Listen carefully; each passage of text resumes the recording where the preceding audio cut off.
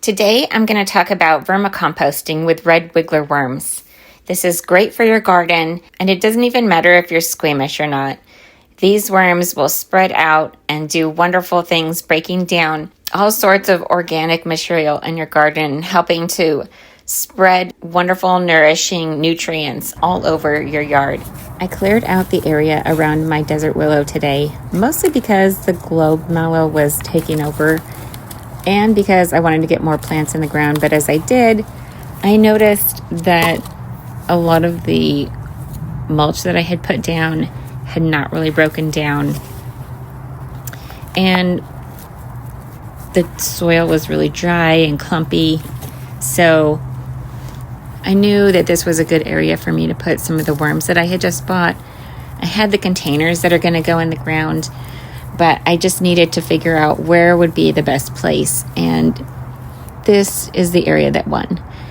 And it's right, I think, just on the other side of me are my raised beds. So it was actually really good for them to be fairly close to them as well. They'll be able to travel around and come up underneath because they're bottomless.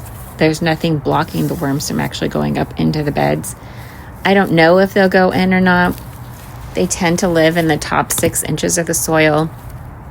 And from what I've read online, they tend to stay pretty close to where their food source is. And one of the reasons that I bought the container that fits down into the ground is so that I could feed them there. It'll keep them in the area, and it'll keep them spreading around the nutrients that they're producing, the worm castings, their poop basically, in that local garden area. So here's some worm castings that I'm actually putting in.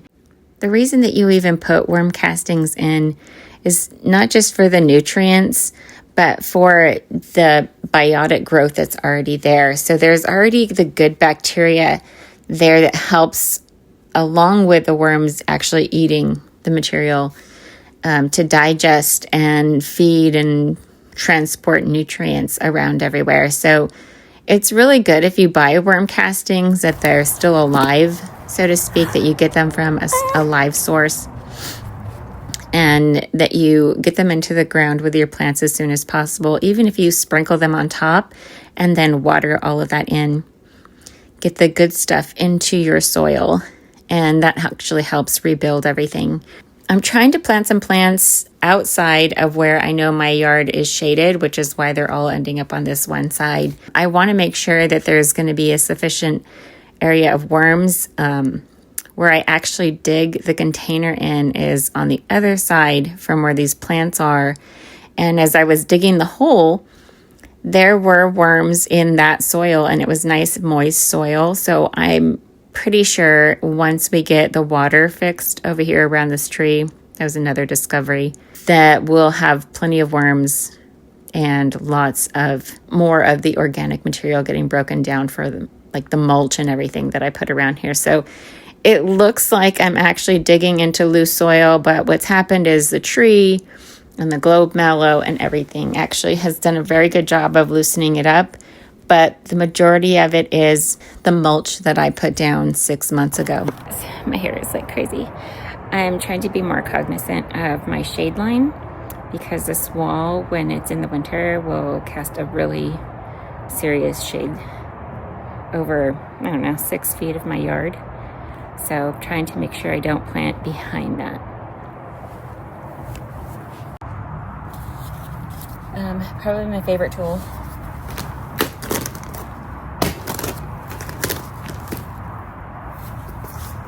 So like I was saying, red wigglers only stay in probably that top 6 inches or so, and they need both organic, as in they need greens and they need kind of woody material. So they're going to eat both that mulch. They're going to help me break it down, but they're also going to eat like green mulch, so to speak. So if you're just pruning or something and you drop it on the ground, they'll actually help break that down as well. They're not like earthworms. They're not going to dig deep. They're not going to help you break up that soil that way. So they do need some more specific conditions, but they're found in a lot of places, so don't get overly concerned about it. If it's too moist or too dry, or too acidic. They don't like that kind of soil.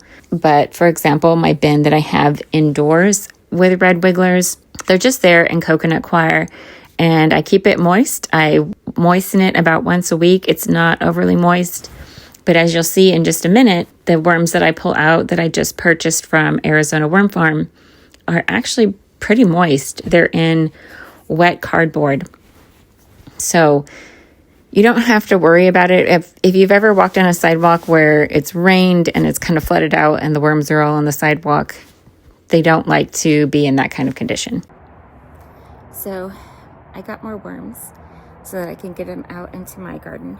And I had to dig a hole so that I could put the container that I bought.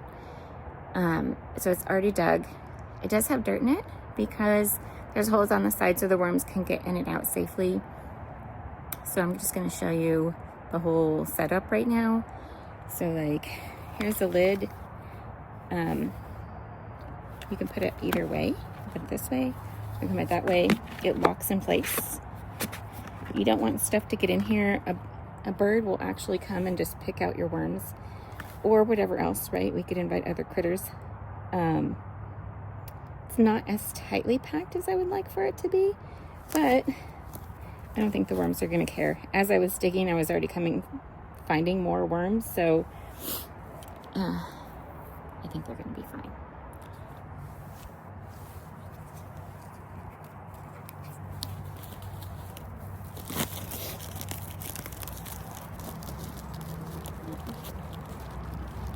Lots and lots of wormies in there.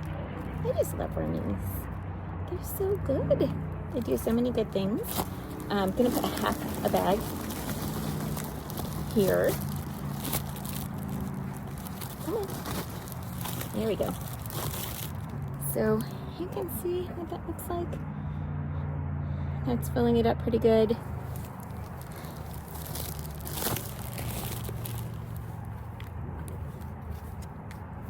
And then when I'm ready, I'll just put food in here and they will know where to come and eat it. All nice and comfy home. So now I'm going to show you from start to finish, digging the hole and actually fitting the bucket in. I'm trying to put it right next to where my plants are growing. So I have some cover crop growing right here. And I want it to, this is like an in-ground garden area that I have. I want the worms there to help, everything grow, right? It's going to transport nutrients around. They're going to help break down organic matter. All those good reasons that I want worms over on this side of my yard as well.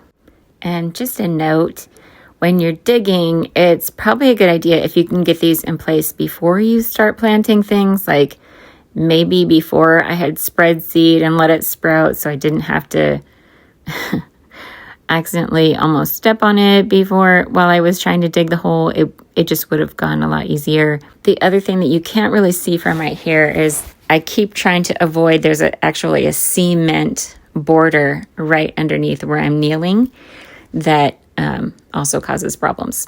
The volume didn't come up very well on this part of the video.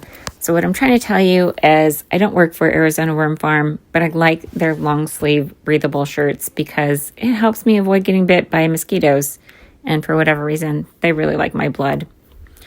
So this is actually what the bucket looks like outside of the hole. It comes with instructions, and I'm sure those tell you all sorts of good things. It comes with some gloves. And then it comes with this little Reiki looking thing, which I'm sure is supposed to help with doing something with the worms. I don't know. I don't use that. I use my hands. It obviously didn't fit in the hole. It was too shallow. But as long as you get it filled up to where the top of the holes is, you should be fine. Okay, got it filled up above the holes. I'm gonna put those over there. And I'll let you see what it looks like.